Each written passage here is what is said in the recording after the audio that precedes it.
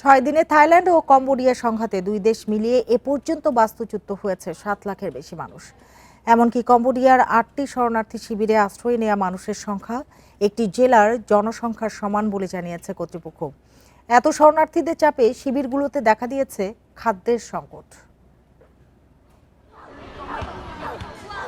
Thailand ও কম্বোডিয়ার সাম্প্রতিক সংঘাতে সবচেয়ে বেশি বিপর্যস্ত দুই দেশের সীমান্তবর্তী বেসামরিক নাগরিকরা। সীমান্তের অনেক এলাকাকে রেড জোন হিসেবে ঘোষণা করা হয়েছে।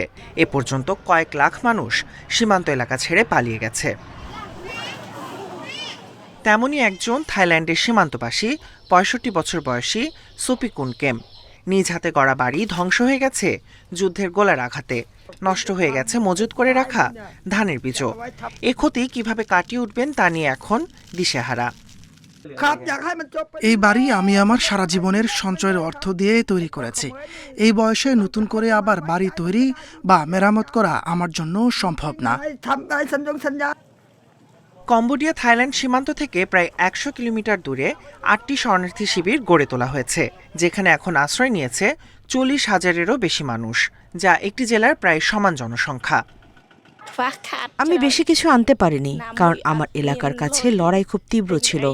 ক্যাম্পের শরণার্থীর সংখ্যা অনেক, তাই অনেক কিছুই ঠিকমতো পরিচালিত হচ্ছে না। এবার কম্বোডিয়ার শরণার্থী শিবিরের পরিসর ও সংখ্যা দুটোই বাড়ানো হয়েছে। নিরাপত্তার জন্য সীমান্ত থেকে দূরে স্থাপন করা হয়েছে শরণার্থী শিবিরগুলো। বিপুল সংখ্যক বাস্তুচ্যুত মানুষের কারণে দ্রুত ফুরিয়ে যাচ্ছে খাবার ও সুপেয় পানি। Tahmid Abrar, independent news.